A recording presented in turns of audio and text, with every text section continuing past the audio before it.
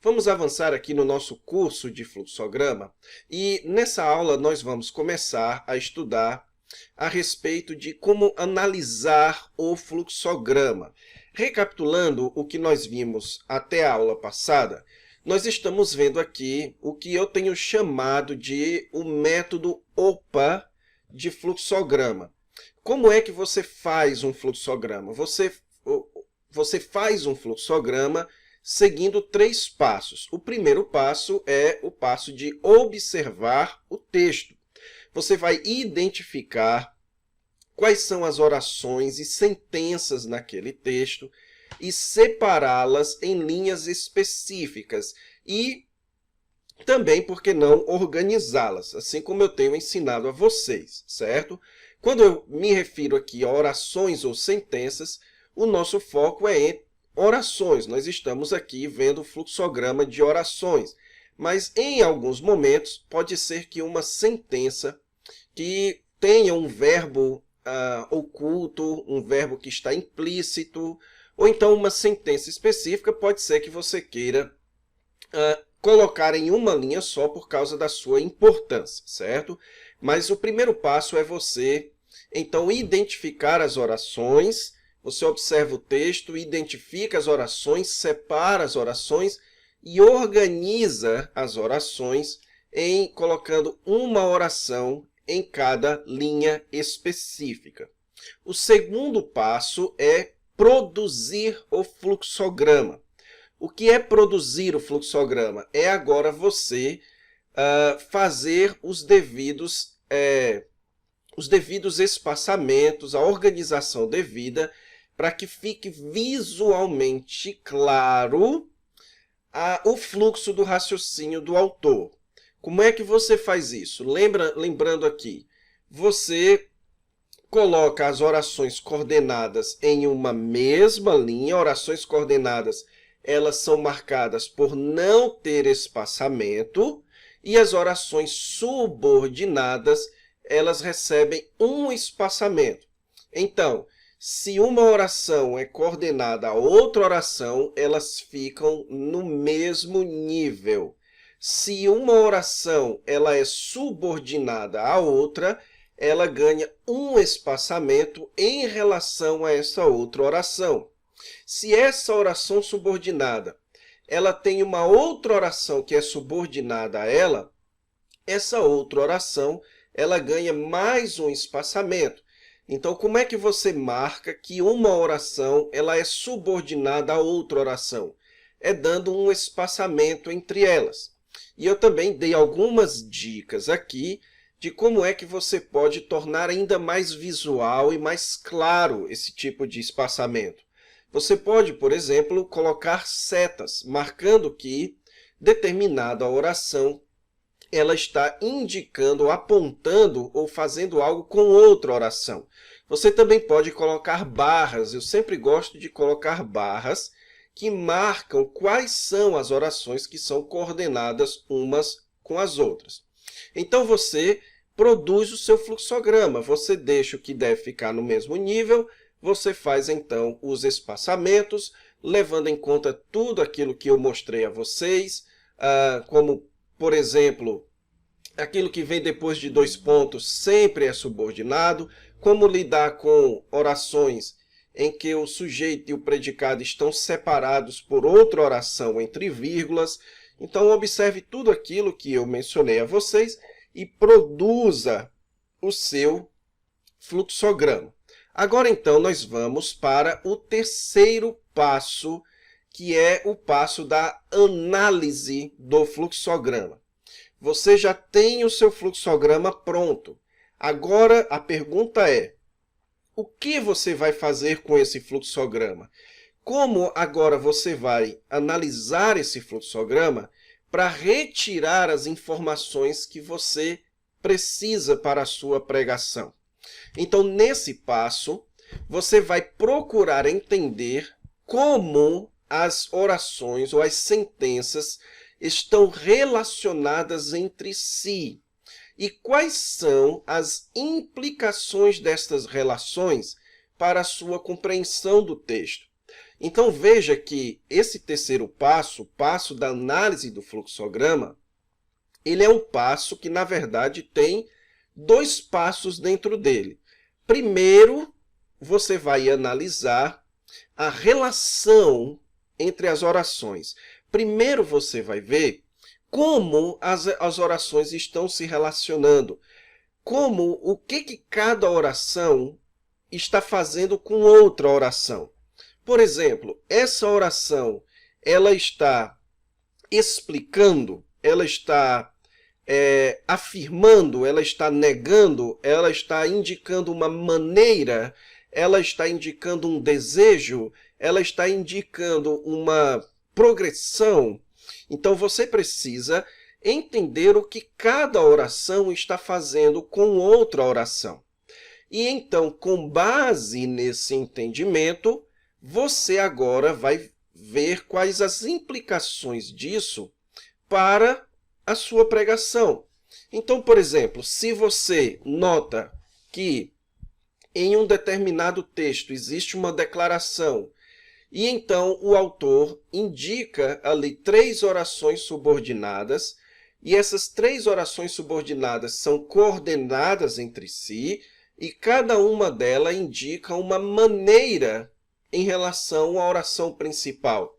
Você viu que cada oração está indicando uma maneira.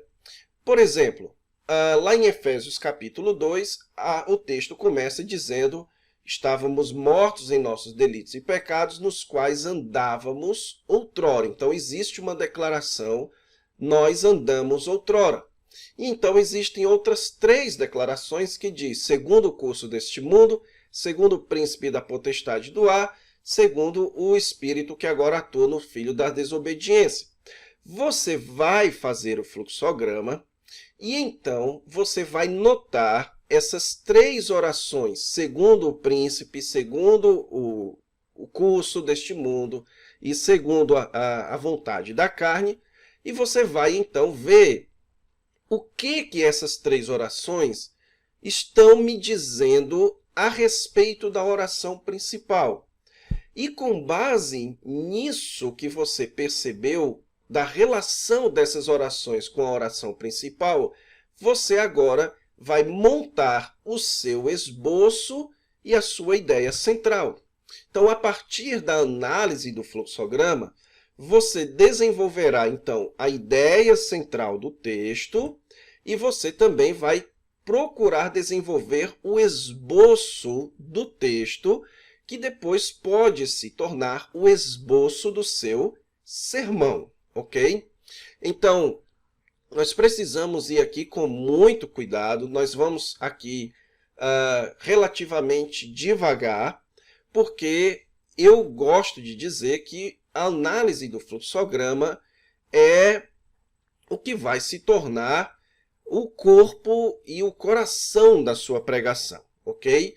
Então, o passo mais importante, como eu já disse a vocês, é o passo de você produzir o fluxograma. Uma vez que você sabe produzir o fluxograma, se você produz errado, a sua análise vai ser errada, ok? Agora, uma vez que você produz bem o seu fluxograma, você agora está pronto para analisar o seu fluxograma.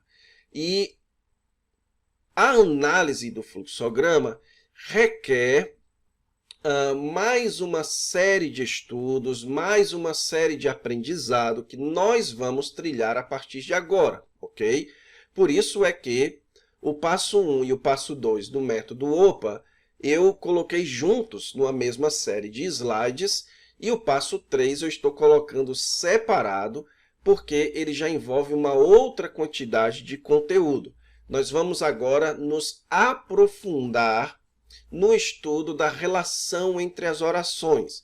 Você até aqui aprendeu o que é uma oração, o que é uma oração subordinada, o que é uma oração coordenada, como você marca isso dentro de um fluxograma, como você exibe visualmente isso dentro de um fluxograma, mas agora chegou a hora de interpretar, agora chegou a hora de analisar.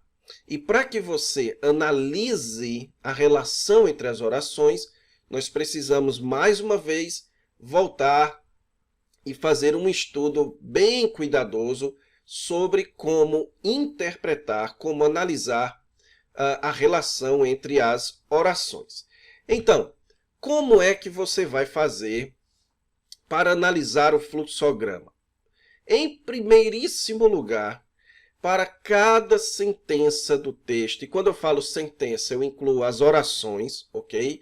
Para cada linha do seu fluxograma, para cada linha do seu fluxograma, cada linha, irmãos, preste atenção na minha ênfase aqui, para cada linha do fluxograma, você deve fazer a seguinte pergunta: como esta sentença está relacionada com as demais? Ok?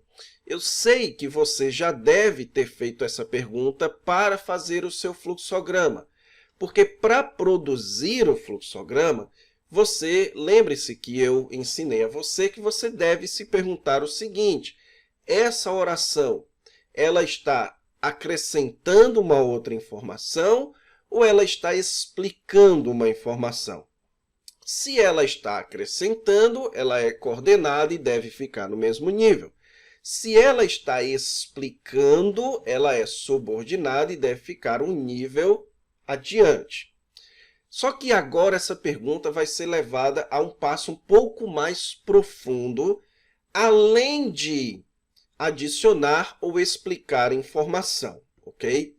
Então, para você analisar o fluxograma, você precisa entender mais do que se uma oração ela é coordenada ou subordinada, ou se ela está acrescentando ou explicando uma informação, certo?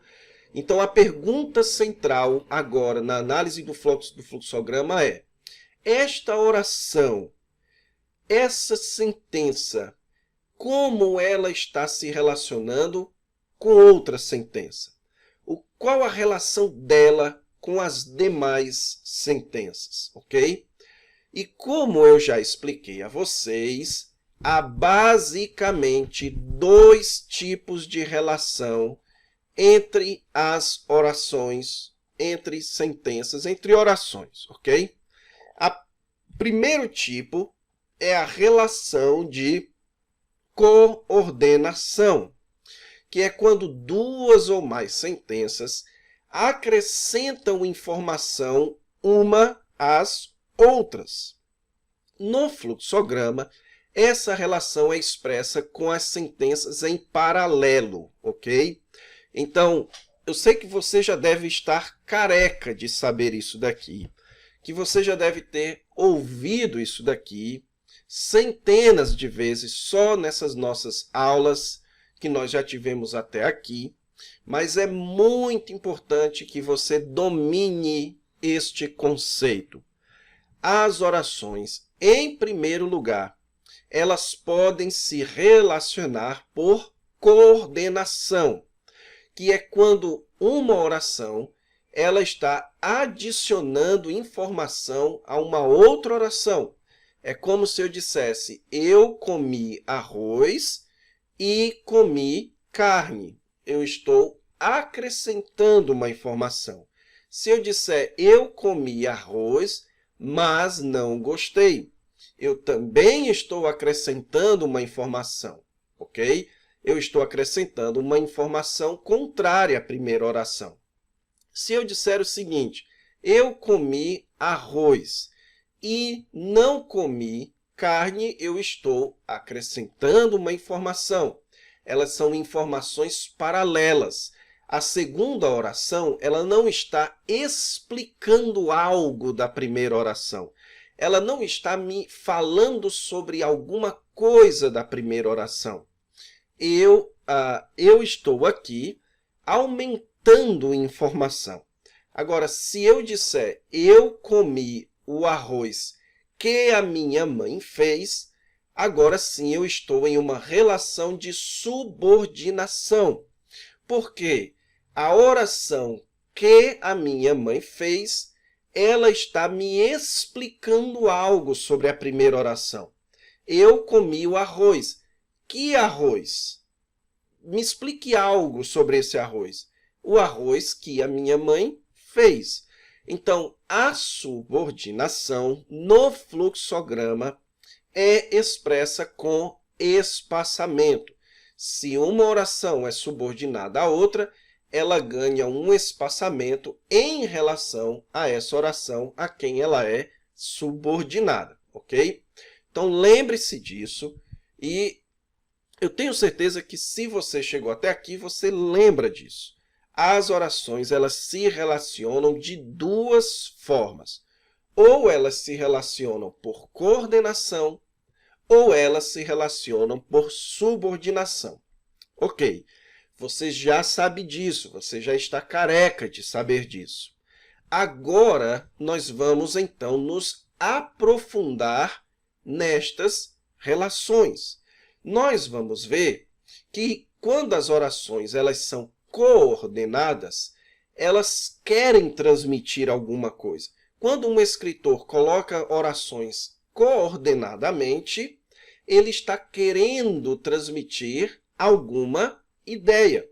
E então, quando você vê orações coordenadas, você precisa ver que tipo de coordenação é aquela. O que o autor daquele texto está querendo passar com você através daquelas orações coordenadas. E a mesma coisa com as orações subordinadas. Mas nessa aula nós vamos começar aqui estudando a relação de coordenação. Como é que as sentenças coordenadas se relacionam entre si? As sentenças coordenadas, irmãos, elas se relacionam de três formas. Quando um escritor ele está colocando orações que são coordenadas entre si, ele está querendo transmitir para vocês uma dessas três formas, uma desses três tipos de informação. Em primeiro lugar, o autor pode estar querendo transmitir para você uma série, que é quando uma sentença simplesmente acrescenta uma nova informação a uma outra sentença. Elas podem vir precedidas de conjunção ou não. O que eu estou querendo dizer aqui? Quando você tem uma oração e você tem uma outra oração que é coordenada a essa oração, pode ser que eu estou querendo transmitir para você uma série de informações. Por exemplo, se eu disser para você, eu comi arroz e comi feijão e não comi macarrão e comi carne. Então, eu estou aqui transmitindo para você uma série de informações. Essas informações, elas sobreviveriam independentes umas das outras. Elas não dependem uma da outra, elas têm existência própria, ok? Então, quando você tem uma série, você tem uma coletânea de informações.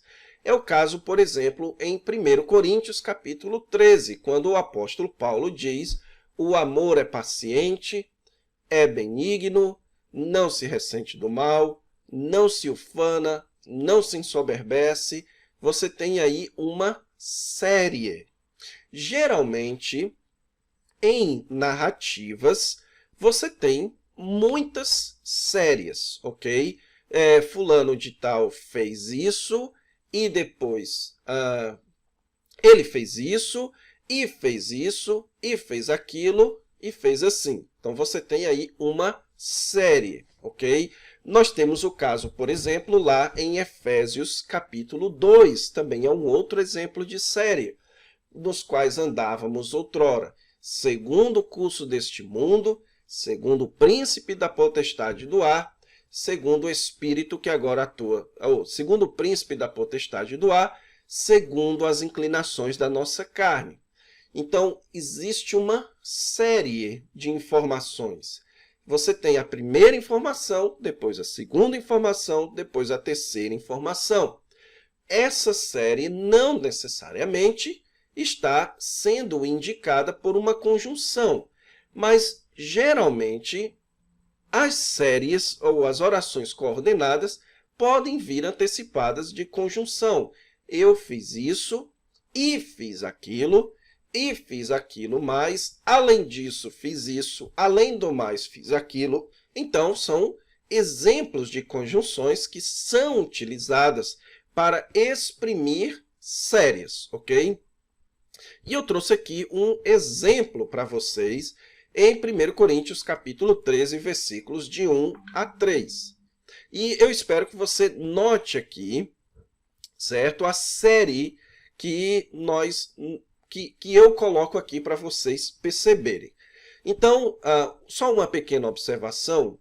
Aqui você tem um fluxograma, certo? Mas é um fluxograma que não está totalmente pronto. Por que que não está totalmente pronto? Primeiro, para caber aqui, certo? Nós não estamos aqui usando o Word, eu estou usando aqui um slide, e por isso eu tenho a questão de caber, e também porque por uma questão de propósito. Eu quero mostrar para vocês uma série de informações coordenadas, e que por isso, então, nós não vamos aqui trabalhar os espaçamentos, as subordinações com tantos detalhes, ok? Mas perceba aqui, deixa eu ligar aqui a caneta, perceba aqui que o texto diz: ainda que eu fale a língua dos homens e dos anjos, se não tiver amor, serei como o bronze que soa ou como o símbolo que retine. Depois ele diz, ainda que eu... Note que isso daqui é uma oração coordenada. Ainda que eu fale a língua dos homens e dos anjos. Aqui você tem a oração principal. Ainda que eu fale a língua dos homens e dos anjos. Depois você tem, então, mais uma vez aqui, ainda que eu tenha o dom de profetizar e conheça todos os mistérios e toda a ciência. Depois você tem mais uma vez o ainda que eu tenha tamanha fé. Depois no versículo 3, e ainda que eu distribua todos os meus bens. E depois aqui, e ainda que eu entregue o meu próprio corpo para ser queimado. Então, note que você tem uma série de informações. E todas estas orações aqui, elas são coordenadas umas com as outras. Elas se relacionam entre si por coordenação. Elas estão aqui em paralelo, portanto, na mesma linha. Agora, obviamente que você tem aqui mais de um parágrafo, ok? Você tem mais de um parágrafo, você tem aqui um parágrafo, você tem aqui outro parágrafo, e você tem aqui um terceiro parágrafo. Você tem 3 parágrafos aqui. Mas olha como é importante você perceber como as orações estão em paralelo aqui e que você, portanto, tem uma série de informações. Com base nisso, isso vai ajudar bastante você depois para entender o texto, porque agora ficou muito mais claro e visível que você tem uma série. E aí você vai se perguntar depois, nós vamos ver depois, é uma série de quê? Ok? Paulo aqui está utilizando uma série de quê? Ele está utilizando uma série de exemplos, uma série de hipérboles. Então, isso depois vai ser relevante para o seu esboço. Você tem aqui, portanto, 1, 2, 3, 4, 5. 5 exemplos que o apóstolo Paulo está dando a respeito dos dons, ok? Ou a respeito da comparação dos dons com o amor. Então, você tem aqui uma série, ok? O segundo caso de coordenação, além de série, é quando você tem também uma progressão, que é quando cada sentença acrescenta uma informação a uma outra oração, mas essa outra informação, ela dá um passo a mais em relação à oração anterior. É quando a segunda oração, ela está acrescentando uma informação, mas ela está acrescentando uma informação que aponta um progresso. Por exemplo, quando eu digo eu comi arroz e depois fui dormir, ou e então fui dormir. Você tem uma coordenação, mas a segunda oração, que está acrescentando uma informação à primeira oração, ela está acrescentando também uma progressão, que depois de comer, fui dormir. Então, a coordenação, ela não apenas pode indicar para você uma série, como ela também pode indicar para você uma progressão. São informações acrescentadas a uma oração anterior, mas esse acréscimo é um acréscimo de progressão. Você está sendo informado que algo está progredindo. Então, eu tenho um exemplo aqui em Efésios capítulo 2. Olha que exemplo interessante. O texto diz em Efésios 2:4, mas Deus nos deu vida. Aqui você tem, então, uma oração que está separada aqui por 3 pontos, porque entre elas você tem 3 orações aqui. Note que essas 3 orações aqui, elas recebem um espaçamento em relação ao mais Deus nos deu vida, mas elas mesmas, entre elas, são coordenadas. Por quê? Sendo rico em misericórdia, por causa do grande amor com que nos amou, e estando nós mortos em nossos delitos, elas não são subordinadas entre si. Elas 3 são subordinadas a mais Deus, ok? As 3 estão cada uma me explicando algo sobre Deus. E isso é o que nós vamos focar na aula que vem. O que que elas estão fazendo com a oração principal?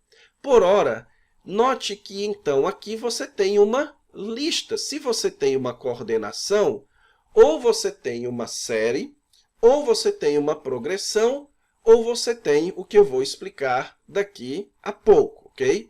Então, nesse caso aqui, você tem uma série. Ele está me dizendo 3 informações a respeito de Deus.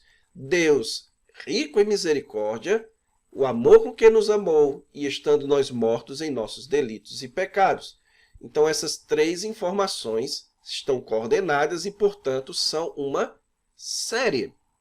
E só isso daqui já pode virar um esboço de um sermão para você, certo? Você pode fazer uma pregação do tipo as 3 razões da nossa salvação.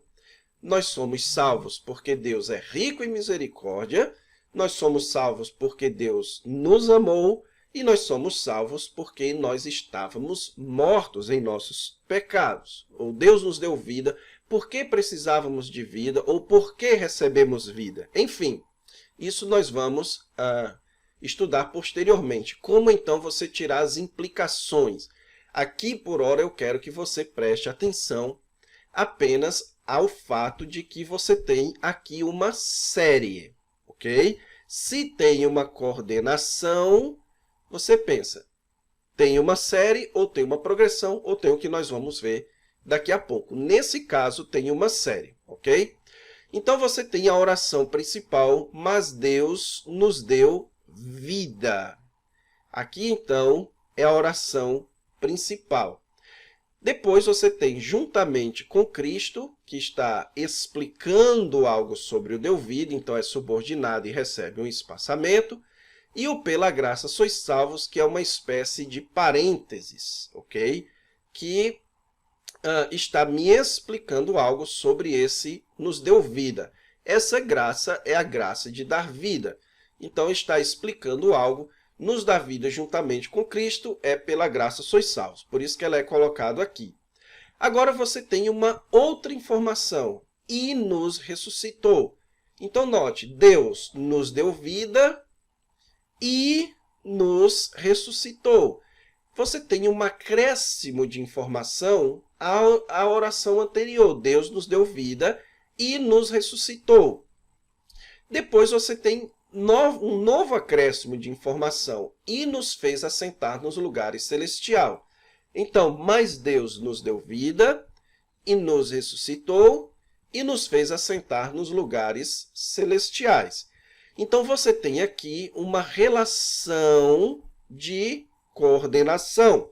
Se elas estão em paralelo, se elas estão acrescentando informação uma à outra, logo elas são coordenadas. Agora, que tipo de coordenação é essa? O que o autor de Efésios, no caso o apóstolo Paulo, está querendo transmitir?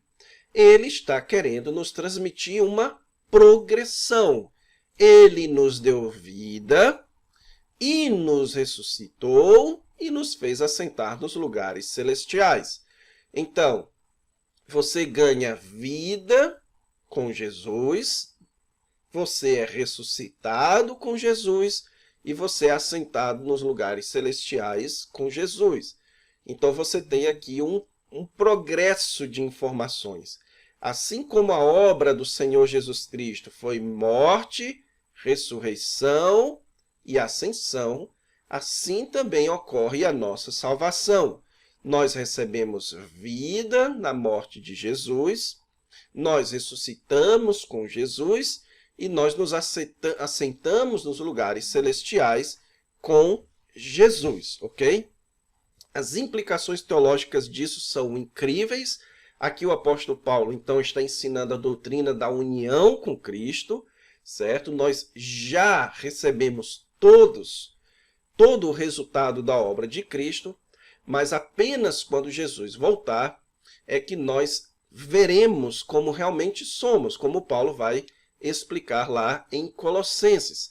Todas essas bênçãos aqui da vida, ressurreição e de sentar no lugar celestial com Jesus, elas serão visualmente percebidas na volta de Jesus.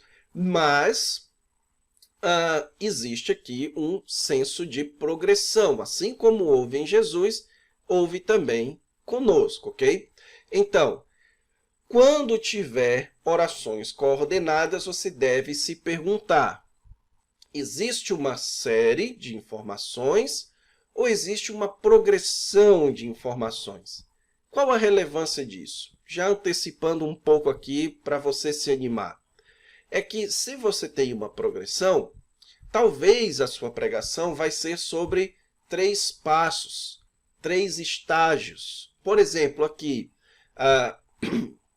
os 3 estágios da nossa salvação, as 3 esferas da nossa salvação. Ou então você pode aqui prestar atenção no juntamente com Cristo, que aparece 3 vezes, e falar o seguinte: os 3 estágios da nossa união com Cristo, os 3 elementos da nossa união com Cristo, certo? E aí você fala da progressão da morte, ressurreição e ascensão de Jesus, assim como também aconteceu conosco.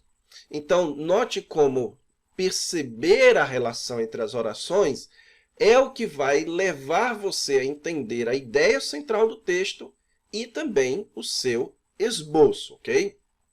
Então, aqui nós estamos focando nas orações coordenadas. E, em terceiro lugar, quando houver coordenação, ou tem uma série, ou tem uma progressão, ou tem uma alternativa, que é quando uma sentença acrescenta uma informação, mas essa informação que é acrescentada é uma alternativa, é uma possibilidade alternativa a uma outra informação. É quando a relação entre 2 orações é uma relação alternativa, quando se está apresentando alternativas em uma mesma situação. Por exemplo, quando eu digo, eu comi arroz, mas não gostei. Eu acrescentei uma informação, mas essa informação que eu acrescentei é uma alternativa. Está se dizendo que eu não gostei. É uma alternativa à primeira oração. Por isso é que você encontra orações coordenadas alternativas, geralmente quando elas são precedidas por conjunções como mas, todavia, ou, porém, ok? Então, vamos pensar aqui em outros exemplos. Exemplos como eu joguei futebol, mas prefiro vôlei. Então, aqui eu estou apresentando uma alternativa. Se eu disser o seguinte, ou você vai para casa, ou você fica aqui. Você tem também uma relação de alternativa. Eu fui para casa, todavia gostaria de ter ido para o shopping. Alternativas são orações coordenadas. As orações não estão explicando algo uma sobre as outras, elas estão acrescentando informação, mas uma informação é alternativa sobre a outra. Então, um último exemplo aqui, agora envolvendo o que nós temos estudado com alternativas, é o seguinte. Mateus capítulo 13, de 11 a 12. Note que você tem aqui a oração eu vos batizo com água, e então uma oração subordinada para arrependimento. Então, você tem aqui a oração principal, eu vos batizo com água. Então, ele explica para quê? Para arrependimento. Mas aquele que vem depois de mim é mais poderoso do que eu. Note que aqui esse aquele que vem depois de mim é uma oração, e essa oração é subordinada, mas pela mesma razão da anterior, vamos deixar aqui, certo? Por uma questão de espaço e para manter o foco. Mas é mais poderoso do que eu, quem? Aquele que vem depois de mim. Então, note que aqui você tem uma relação de coordenação. Eu vos batizo com água, mas o que vem depois de mim é mais poderoso do que eu. Ele está acrescentando uma informação alternativa. Eu vos batizo com água, mas depois de mim vem alguém mais poderoso do que eu. Ok? Então, você tem aqui uma relação de coordenação alternativa. Então, João Batista está apresentando aqui um contraste, uma alternativa entre ele, um contraste entre ele e o que vem depois dele. Depois você tem aqui mais um outro parágrafo. Aqui depois, o versículo 11 termina com uma oração que faz parte já de um outro parágrafo. Ele vos batizará com o Espírito Santo e com fogo. Então, você tem aqui uma oração, certo? Esse e com fogo poderia estar aqui junto com, em uma lista aqui, certo? E com fogo, você poderia colocar aqui, certo? São dicas que eu já lhe dei. E vos batizará com o Espírito Santo e com fogo. Ele acrescenta uma informação. A sua pá ele a tem na mão e limpará completamente a sua eira. Então, note que você tem aqui nesse parágrafo uma outra relação de coordenação. Ele vos batizará, a sua pá ele tem na mão e limpará a sua eira. Note que interessante. A relação entre essa aqui e essa daqui, entre ele vos batizará e a sua pá ele a tem na mão, é uma série. Ele está nos dando duas informações. Essas duas informações aqui, elas são informações que estão acrescentando aqui, certo? Como é que Jesus é mais poderoso do que João Batista? Então, João Batista agora vai começar um novo parágrafo explicando como é que Jesus é mais poderoso do que ele. Então, ele dá duas informações. Em primeiro lugar, que ele vai batizar com o Espírito Santo e com fogo, e que ele já tem a sua pá na mão. Depois, você tem um acréscimo de informação. E limpará completamente a sua eira. Ele tem a pá na mão e limpará a sua eira. Só que agora, a relação entre limpar, entre essa oração e limpará e a oração a sua pá, é uma oração de progresso. A sua pá ele tem na mão e vai limpar a sua eira. É uma progressão entre uma oração e outra. Então, note que aqui você tem uma alternativa.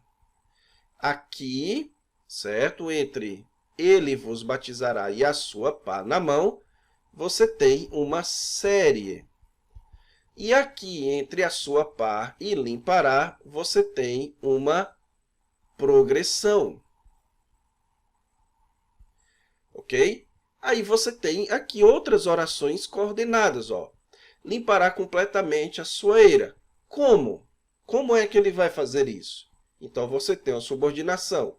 Recolherá o seu trigo no celeiro, mas queimará a palha em fogo inextinguível. Se elas são coordenadas, elas são uma série, ele está simplesmente dizendo duas coisas que ele vai fazer? Não. Por quê? O que está acontecendo aqui? É uma progressão? Também não. O fato de ter o mais aqui já nos indica que é uma alternativa. Ele recolherá o seu trigo no celeiro, mas a palha vai colocar no fogo inextinguível. Então, você tem uma alternativa. Algo que será feito com o trigo, algo que será feito com a palha. Ok? Então, você tem uma relação de alternação. Algo é feito com trigo, algo é feito com a palha. Ok, irmãos? Então, vocês vão perceber como isso daqui é importante, como isso daqui vai ajudar na sua pregação, certo? Vocês vão perceber que entender a relação entre as orações coordenadas, no final das contas, na grande maioria dos textos, vai acabar se tornando não só a sua ideia central, como também o seu esboço. Então é isso, irmãos. Na próxima aula, então, a gente faz aqui alguns exercícios, vê alguns exemplos, e depois, então, a gente entra na parte um pouquinho mais complexa, que é a da análise da relação de subordinação, ok? Então é isso. Até a próxima aula. Deus os abençoe.